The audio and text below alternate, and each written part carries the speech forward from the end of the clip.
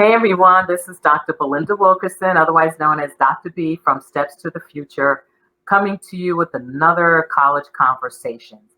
This evening, I am so thrilled to be able to have this young person as one of my guests. I had the opportunity to meet Magda through a program that a friend of mine runs called Matchlighters Scholarship Program or Scholars Program. And it's where you get to work with young students as they're preparing for college and help them with their essays. I was fortunate enough that Magda and I, however it happened, we just managed to stay in touch. And I noticed on her Facebook page, she was talking about this fantastic conference for students that are interested in health careers. And when I reached out to her and asked her if she would be interested in being a guest, she was gracious enough to say yes. So this evening, I'd love to introduce you to Magda Votara. Hi, Magda. Thank you so much for joining us. And for those of you that are out there watching, please know that you can ask questions for us. Make sure you throw some emojis up there so we can see some love and stuff. So Magda, tell us a little bit about who you are and what you're majoring in, your college, what's been going on with your life around transitioning from high school to college. Yeah, absolutely. So I guess to start with, thank you so much for having me. I'm really excited to be here and to talk about the conference and stuff like that. Just a little bit of background about me. So I'm going into my third year at the University of Michigan in Ann Arbor, studying neuroscience and also minoring in astronomy and science, tech, and society. Kind of like unique minors, I suppose, on a pre-med track. So I will be applying to medical school after a gap year. I wanted to take that gap year to, just spend a little bit of time saving up for the applications and also to do a little bit more giving back to my community.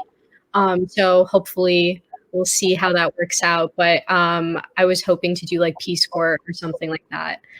And then in terms of what I've been up to recently, I've been obviously busy with summer classes. I've been taking genetics, biochem, all of those, difficult pre-med classes. And then on the side, I've been working on a couple of like my passion projects. So I started a nonprofit actually a couple months ago, back in April, and it's focused on educational inequality. It's called General Intelligences, if anyone wanted to check that out. And basically we've had a great, growth with that. We have reached people in 66 countries. Wow. Yeah, and we host webinars and stuff like that for people, especially first gen and low income, who are basically our target.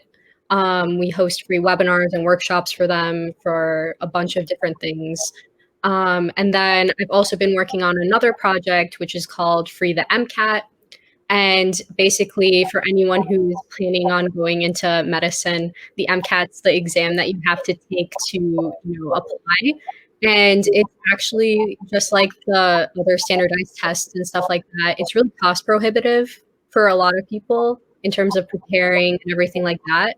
So it's a really big barrier to people's success, or for people that are interested in pursuing medicine but might not have the financial means to adequately prepare. So what that organization does is we provide high quality resources from people that have scored really well on the MCAT. And we have full notes for everything that AMCAS, which is the organization that makes the test, we have notes for every single section in progress or on our website. And then the conference is obviously also what I'm here to talk about. So National Free Health Conference, I'm really fortunate to be on the leadership team for that conference.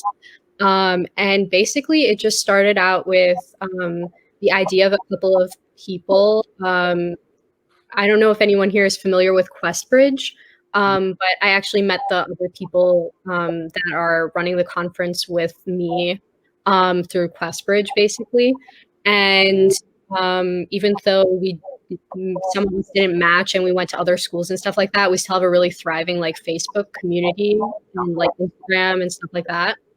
So someone just posted about it. They're like, we need people to, plan this out and stuff like that. And I was like, this sounds right up my alley. So can you tell people a little bit about QuestBridge for those that aren't familiar with it? Yeah, for sure. So QuestBridge is kind of a little bit unique in that it's not just for seniors that are like applying to, colleges and stuff like that. They also have a program for juniors. So that one is called College Prep Scholars, and that's what I ended up applying for and getting into. And for college prep scholars, they have a couple of advantages. Namely, I would say the advantage is obviously the networking. That's like a very, I think, underrated advantage that a lot of people don't consider with scholarships and stuff like that, but it's actually like really big. I even recruited people for my nonprofit and stuff from QuestBridge, like still people that I just kept in touch with. So I think that that was really valuable. They also do have like some like mini scholarships that they give to people that are college prep scholars. So when I applied, which was a couple years ago now, they had ones for like technology. So if you wanted to buy like a laptop or something, they would subsidize that for you and pay for it, or books and stuff like that too. And then the National College Match is also part of QuestBridge, and that is for seniors. You don't have to do the junior program to do the senior year program. But that one, basically, you can apply to a bunch of colleges, basically early decision, and the application fees and stuff like that are waived. And they also know that QuestBridge is for primarily students that are first gen and low income and stuff like that. So submitting a QuestBridge application, the admissions people and stuff like that will obviously recognize that you've faced like adversity and stuff in your life and take that like into account as well. And they promise full tuition for people that end up getting it. So QuestBridge is a pretty neat program. yeah. And what I'll do for folks who are listening to this, I will put a link to QuestBridge in the show notes, because it's definitely something that if you're eligible for, it's a fantastic program to apply to, because the benefits are enormous. Pretty competitive, but again, once you're accepted, again, the benefits are fantastic. So Magda, tell us a little bit about, well, not a little bit, tell us about the National Pre-Health Conference. Yeah, absolutely. Okay, so basically the conference is happening Thursday through Saturday. So it's a 3-day conference, completely virtual. Everything's going to be happening over Zoom. And in terms of the format and stuff like that, we have speakers basically from the morning until 7 p.m. Eastern. Bunch of different fields and topics. If you're interested in seeing like the specific topics, you can check out our website to see that. In terms of the like range, though, just to give you an idea, it's pre-health. So we have people that are obviously MD and MD PhD and stuff like that. We also have nursing. We also have people that are, undergrads and stuff like that as well that have done significant things. So it's a pretty good range, we like to think. We also have people from admissions. We have, I think, the Associate Dean of Stanford Med that's going to be giving a talk on the last day. That's kind of a little surprise just for everyone on this, because it was confirmed this morning. So, but yeah, so we're very excited. I think I can speak on behalf of all of the team when I say this, but we're all very excited. We've all put in, a lot of work and stuff, calling people, calling sponsors, getting sponsored by, AMWA, AMSA, APSA. So those are all like a bunch of acronyms, but they're all like basically like very reputable medical orgs, and Physician Scientist Association. And I guess in terms of registration, actually we had to cap it because we had more than 1,000 people sign up. Yeah. So you will still be able to see the conference if you couldn't register for it in time. We're going to be live streaming the whole thing on our YouTube channel, which is just National Pre-Health Conference. You can just look that up and you can be able to subscribe and see it.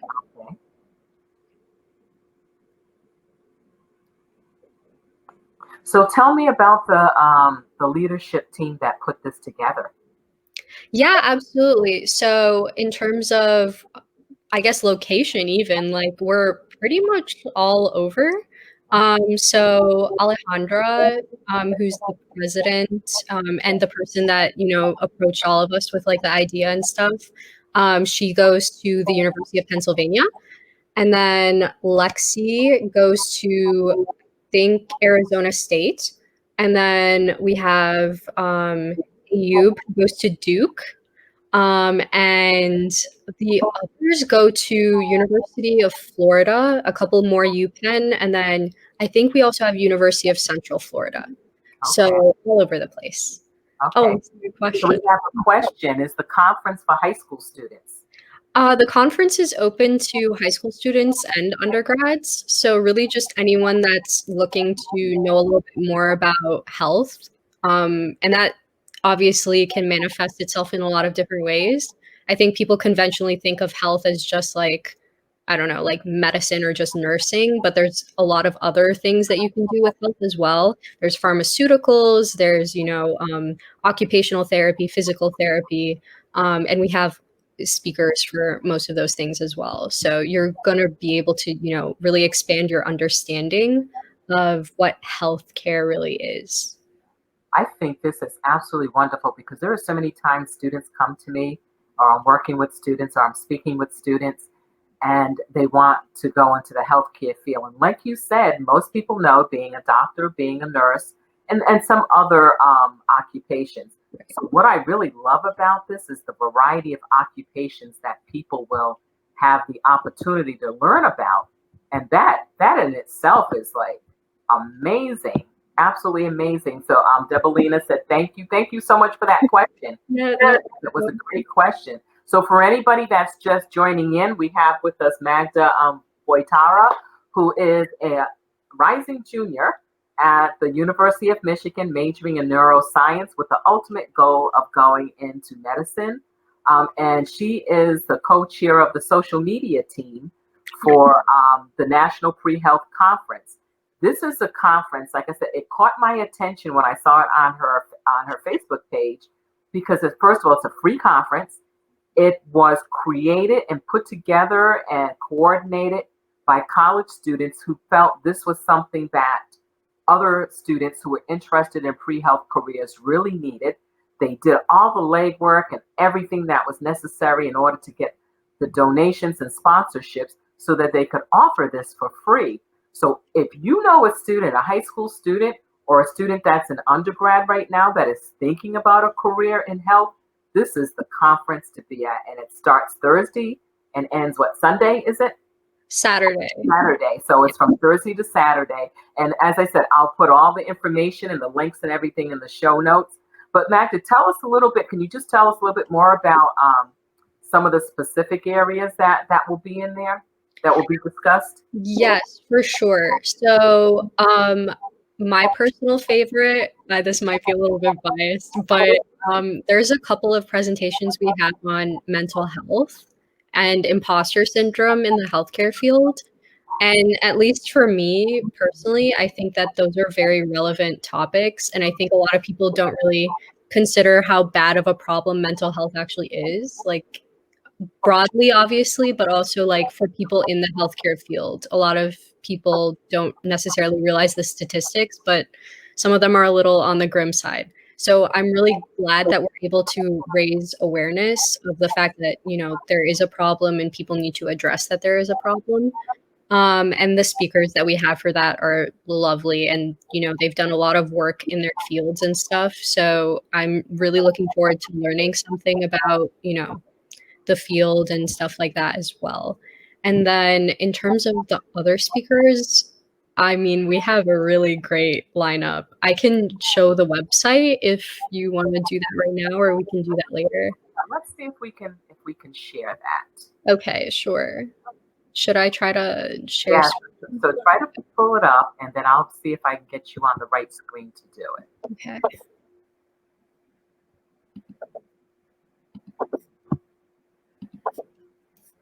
Let's see, Chrome tab. Okay. Okay. I think you should be able to see this. Okay. There we go. Oh, yes. Yes. Okay. So kind of as you can see here, this is our website. So it's National Pre-Health Conf, because we ran out of letters.org. And basically, if you wanted to take a look at the site, you can have the link to our YouTube channel so that you can live stream. It tells you a little bit more about our goals for each day of the conference. So for example, we kind of wanted to roughly divide the days of the conference for different themes. So for day one, you'll have the different career paths in medicine and have people talk about why they chose their career paths. Then the second day, you can learn a little bit more about, medical school, applying for medical programs, healthcare, stuff like that. Then for day three, that one is focusing, like I said, on like mental health, study techniques, special events, and stuff like that. And then on each of these days, we also have at the end of the day a research expo. So we had people submit their abstracts and their research to us, and we picked a few of the best candidates that we had, and they will be presenting their research on day one and day two of the conference. So definitely look forward to that as well. And then in terms of the schedule, you can see the schedule on our site right here on this tab. So the first day, for example, we have great speakers. So we have someone talking about, what it's like, working at Mayo Clinic. And then we have someone talking about adversity coaching. And I'm actually going to be hosting this one. So definitely stop on by for the 11 to 12. And then we have a panel discussion on medical humanities, PhD stuff, otolaryngology, bunch of other things for day one. Then we talk about early assurance programs, which are very interesting. And I think that we can talk about that a little bit more later once I stop screen sharing. But medical school timeline, extracurriculars, MD PhD, which is one of the specialty programs that you can apply to. So there's MD PhD, there's MD MPH, which is Master's Public Health. There's MD, there's also one with business you can do as well. So there's actually a couple of different options that people might not necessarily know. And then this one's about nursing. This one's about, research. And yeah, just a bunch of different things. Physician scientist, blockchain technology and healthcare. I think a lot of people don't know how healthcare has really expanded in the tech sector. I think I'm really looking forward to this talk for sure. We also have a design session by one of our sponsors. And yeah, public service and medicine, that intersection. And a bunch of, really great talks about, socioeconomic barriers and basically people's journeys through medicine. How did you folks decide on the topics?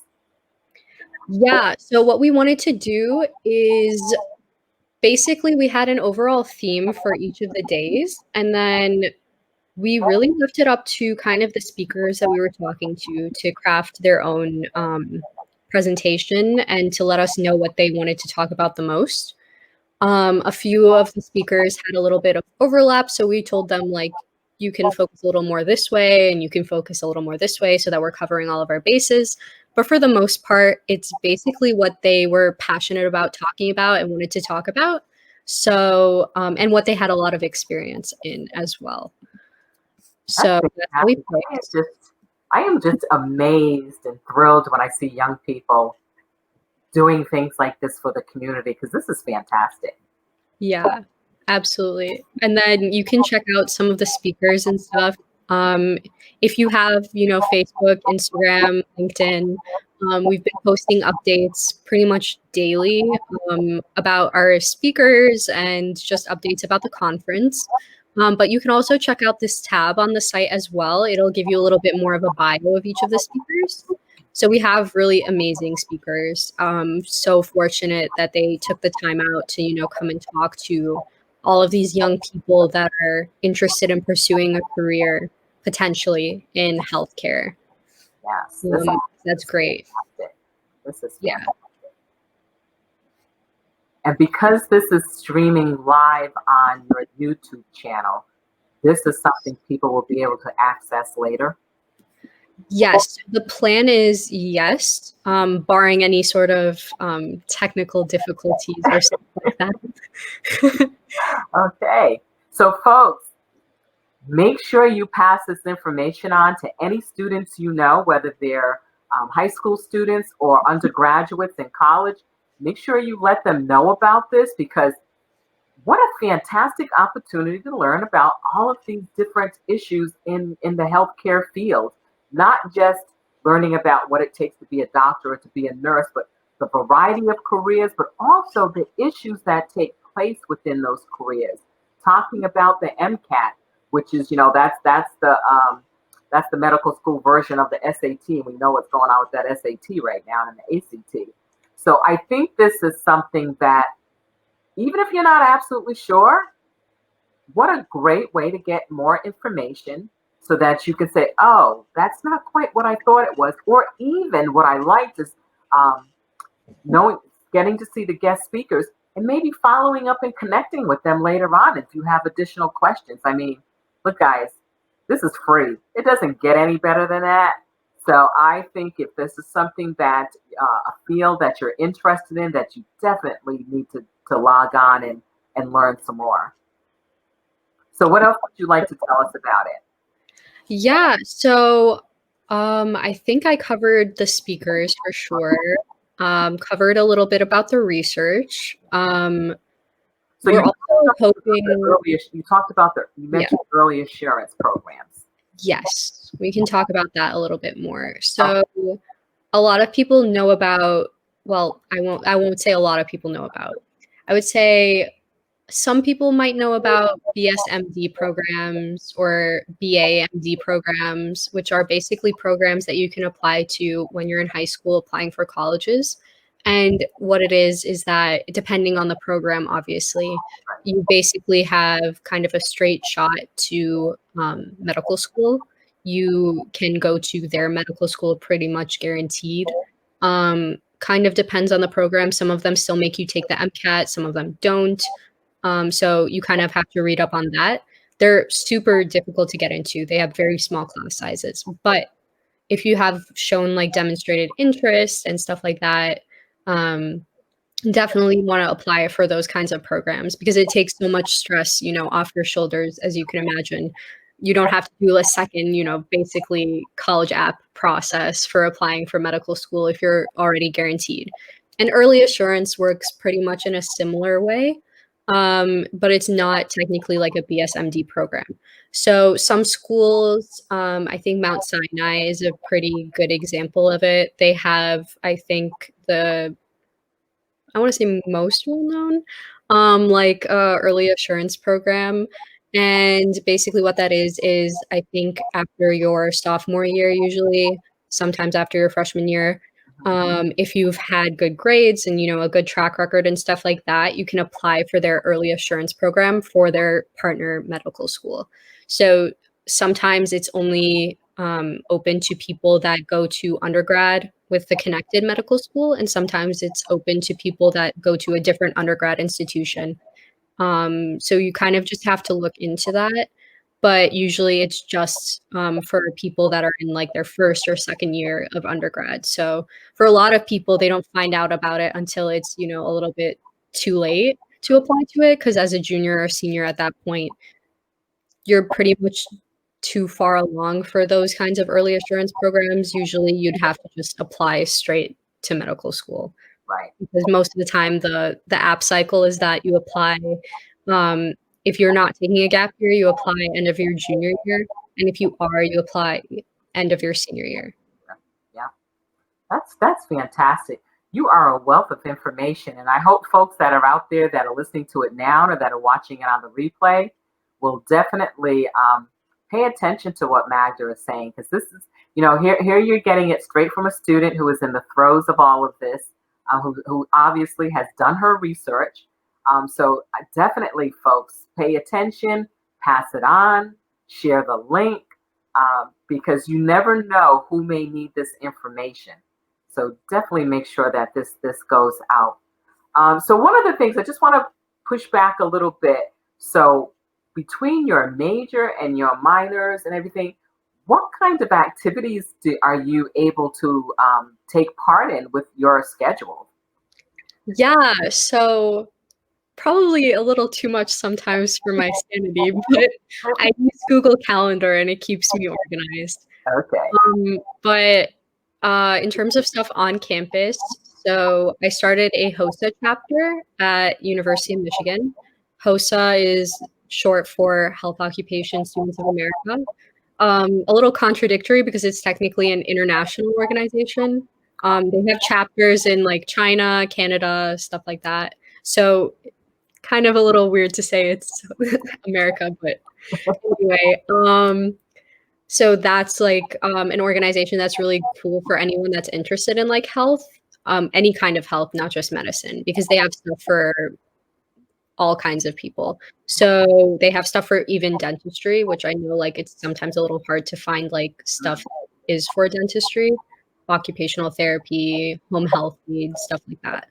And what it is that you can compete in conferences basically against other chapters. So for high school, it's pretty well known in high school, not so much in post-secondary, but it's growing in terms of the number of colleges and stuff that are getting chapters. You can compete against your region, then against your state, and then against all of the countries. So internationally, they don't have like just the national; they just go straight to international.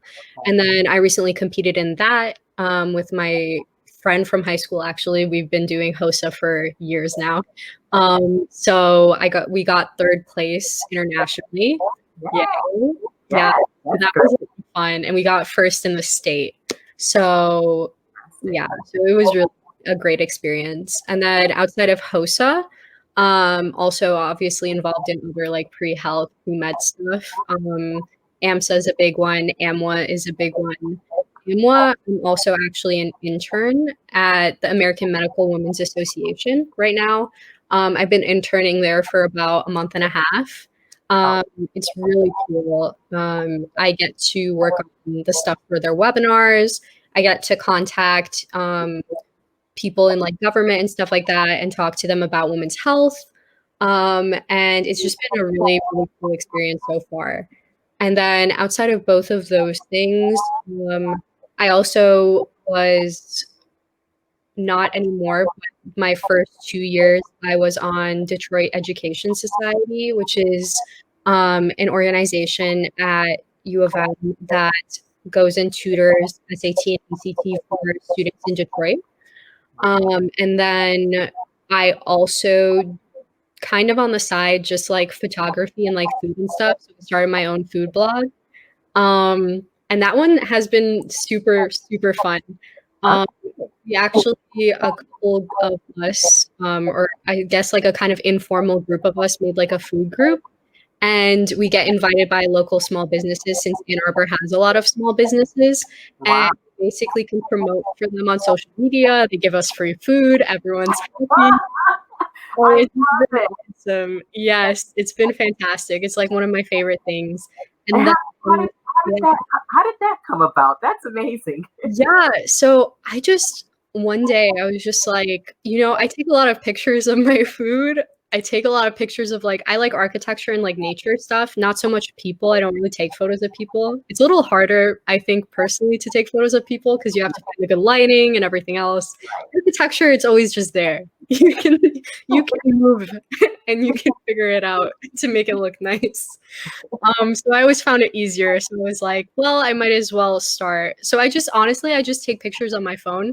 We've evolved to having like pretty good cameras on our phones, thankfully. So they're like nice quality images. And yeah, so I basically started an Instagram blog and I also have a website for it as well, which I don't really use that much since Instagram mostly is like the self-sufficient thing by itself. It's been super fun. In addition to like, what's your Instagram handle? Yeah, so for the blog, it's Journey the Destination. Okay. Yeah. I have to check that out. Yeah, for sure. It's Um, been so fun, getting to getting to meet people, first of all the small business owners and stuff in Ann Arbor has been super fun. It's always great to meet new people, okay. hear about their stories, why they started their businesses, stuff like that. And it's great to, give back to your community, promote them, see them grow and stuff like that. It's just Right. really great to see. And then obviously, like, the big pro is sometimes they call us to try out unreleased menu items. So Wow. that's always fun too. So I'm like a huge fan of like bubble tea personally. Like, I just really like bubble tea. And one of the bubble tea shops invited me and a couple of the other people that have these kinds of Instagram accounts, and we basically tried a bunch of their new tea formulas and kind of informed their decision on like what new products to introduce. And I was like, this is so cool. I can say I'm a tea tester. It's amazing. So, in addition to all your work in neuroscience, and your minor again is in astronomy and Oh, yes. So science, tech, and society, it's a minor that's I don't think that they have like necessarily the same one at another school. It's kind of like a U of M minor. okay, But it's a really interesting minor. If you have something that's equivalent to it, I would check it out. But basically, it allows you to kind of explore those other facets of healthcare, kind of like we talked about before. So, like ethics and like mental health, public policy, all of that stuff you can kind of explore with that minor. And I thought it was really interesting. I think it's really important if anyone wants to go into healthcare that you're informed on, current events regarding healthcare. I think a lot of people don't necessarily keep up to date on that kind of thing. But I think it makes you a better candidate, first of all, when you're applying. I think it also makes you just more informed and like a better at your job, maybe even if you know and are aware of kind of what's going on. so Magda, when do you sleep? I sleep 7 hours every day. Oh my goodness! And you get all of that. So you're doing this fantastic major, these wonderful sounding minors. You've got this food blog going on. You belong to these other organizations, and you still get in 7 hours of sleep. Yeah, no, my sleep is really important to me. You can ask any of my friends. That's great. I'm just sitting here saying, okay, she does this, she does this. So you must be like super organized. Oh, for sure. Like, not to like like brag or anything like that, but Google Calendar is really helpful. I will just put that there. It's really Okay. otherwise I think I would forget at least like a handful of meetings, especially online ones. Mm, Those are really hard to remember sometimes because you kind of like you sent it in an email, but if you didn't put it to your calendar or something, you're like, I feel like I had something today, but with who? I'm not quite sure. I can't remember. yeah. I am so with you on that because if it's not in my calendar, it doesn't exist. Yeah, no, exactly. If it's not on a post-it, which then gets put on my calendar or on my calendar, Yeah, it's not happening. yeah, that is so true. This is absolutely wonderful because I think sometimes I think it's important for students to hear from other students about what they're doing toward their majors, but also the range of activities that are available to them. One of the things that you talked about that I think is so crucial for every student is to engage in those professional organizations that have something to do with your career. Because I think through those you find opportunities for networking, for mentorships, for maybe conference attendance. There's just so much that you can learn from those professional associations. So, what do you think are some of the top lessons that you've learned so far, or type benefits from those associations? Yeah, so kind of like what you mentioned, I think mentorship was a really big one. So having someone that's either like a med student or someone that's even like an upperclassman, Yeah. just to talk through like, hey, what do you know about this class? Like, it's those kinds of things that aren't really written anywhere. Obviously, you can check like rate my professor and stuff like that, and that's kind of hit or miss.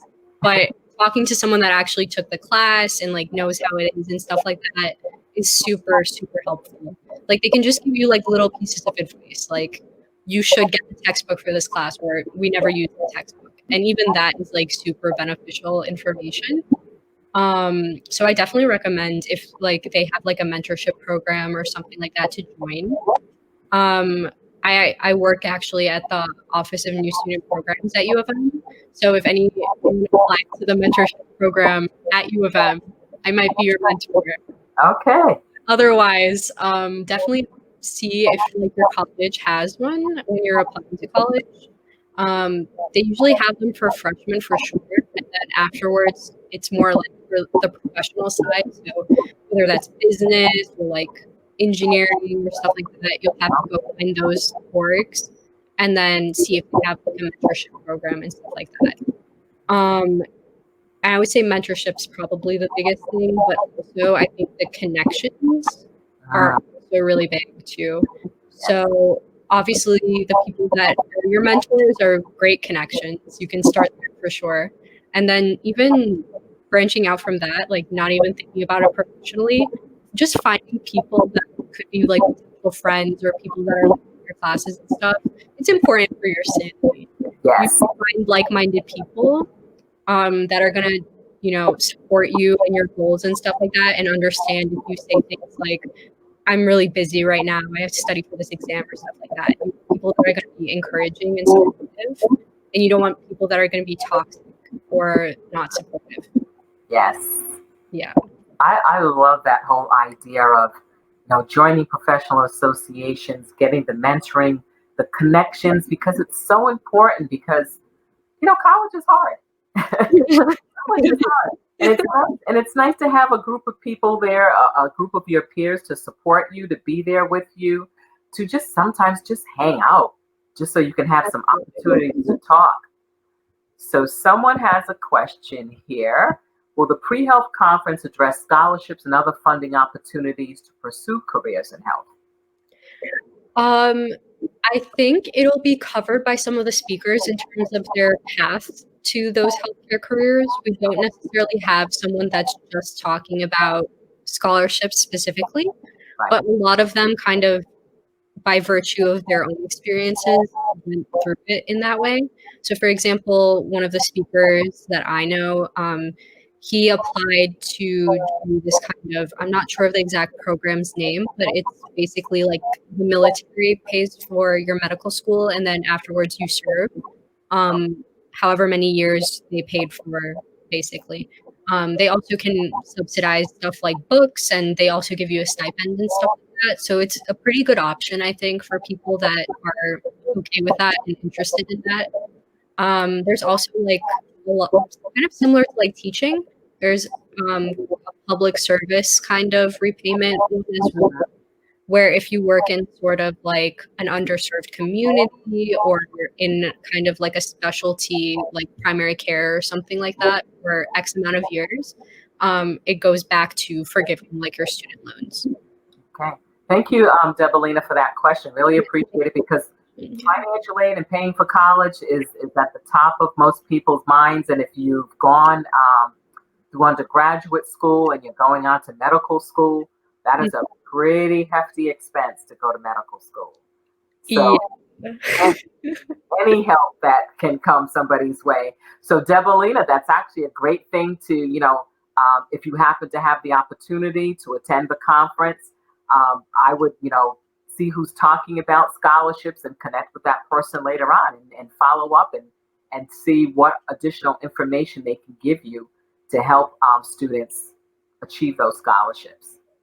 Yeah, 100%. Also, depending kind of on the speaker, we are planning on having time at the end of each speaker's like formal presentation for questions. Okay. Obviously, yes, there are 1,000 people there, so we're probably not going to get to everybody's question, but you can still submit your question there, and our team is going to be there the whole conference anyway. So if it's something that we can answer, we're going to answer it in the chat for you. So definitely you can ask your questions and stuff on like Zoom. Okay. That's fantastic. I'm already thinking, oh my God, which ones do I want to watch? Because I went through the list of sessions earlier, well, actually last week, and I'm looking and I'm like, oh my God, if I was a kid and I was going back to college and I'd be looking at this one and that one. But again, I keep saying how um, excited I am that this was put together by students for students. Exactly. And, Yeah.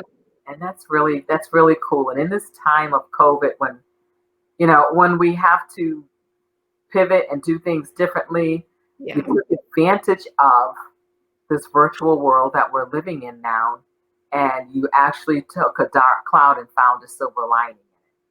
So that's absolutely wonderful that you were able to do that. This is great. So I just want to show a couple of books. I always like to try to show books before we end off. And Magda was talking about sometimes you can do those dual programs, and there's one book that this is actually isn't the latest edition, but it's the BS to MD programs. So it's a complete guide. So it's called Getting into Medical School from High School.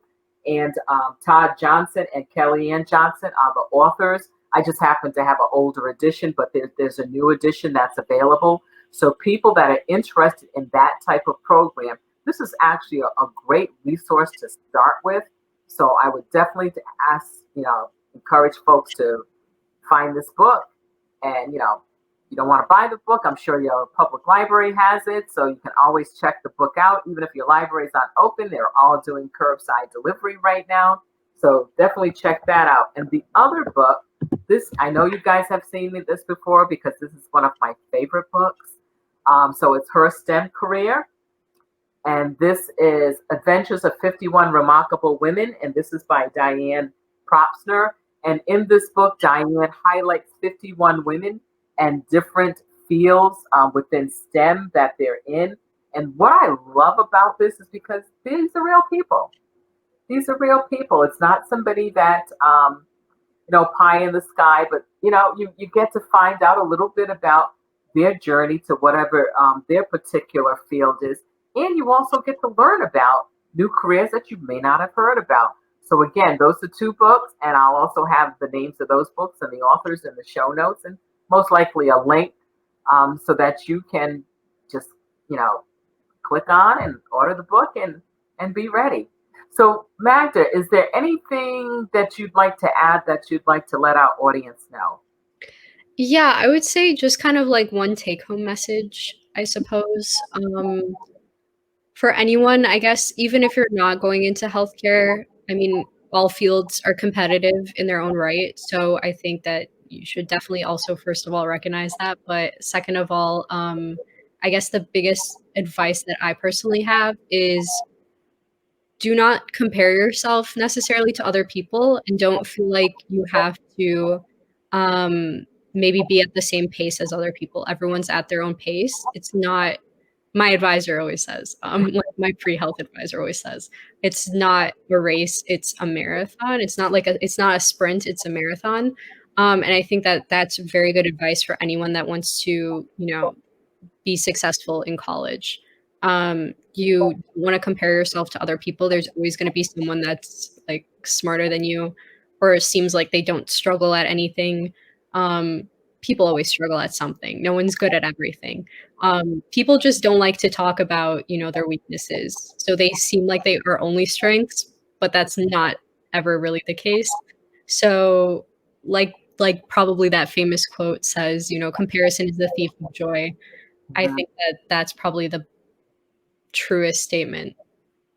Yeah. Yeah, Yeah. this was absolutely wonderful. I think this is such a fantastic opportunity for students Yeah. um, Thank you. to find out more about different careers and to find out about different issues within the career. So I strongly encourage everyone to make sure that you go to the website. And again, I'll put that all in the show notes. And all you got to do is click on so that you can look at the schedule. I remember this starts on Thursday, so you want to make sure that you're getting your schedule together. Do what Magda does. Get your Google Calendar out there and put in your session so you don't miss anything. Because again, like I said, if it's not on my calendar, it doesn't exist. Um, Magda, I am just overwhelmed with the amount of information that you gave us. I'm eternally grateful to you for coming on this evening and sharing this conference with us. And as I said, folks, I'll be putting links and stuff in the show notes. This will also go up on my YouTube channel. I'm going to fast track this one so it's up there hopefully by tomorrow morning, so that people will still be able to get that information so they can be ready to start this conference on Thursday. So I guess that's it from us. Yeah. So thank you so much for having me, Dr. B. I love it. I love that I had the opportunity to stay connected with you for the time that we work together. But this is so cool. This is the part of what I do that I love, is seeing what students do once you leave high school. So what happens? Yeah. And seeing the wonderful things that you're doing and all the organizations that you're a part of. And I'm still trying to figure out how you get 7 hours of sleep every day with all that you're doing. So one of these days you got to tell me your secret, because I need to figure out how to do that, because I haven't quite mastered that 7 hours of sleep yet. I'm still working on that bit. I'm still working. And I don't think I'm half as busy as you are. This is absolutely wonderful. So folks, thank you so much for joining in. Debelina, thank you so much for your questions. We certainly appreciate them. Folks, we'll see you next Monday for another College Conversations, where we'll be talking to a young man who is graduating from North Carolina State at the end of this year with a degree in industrial and systems engineering. So join us for that.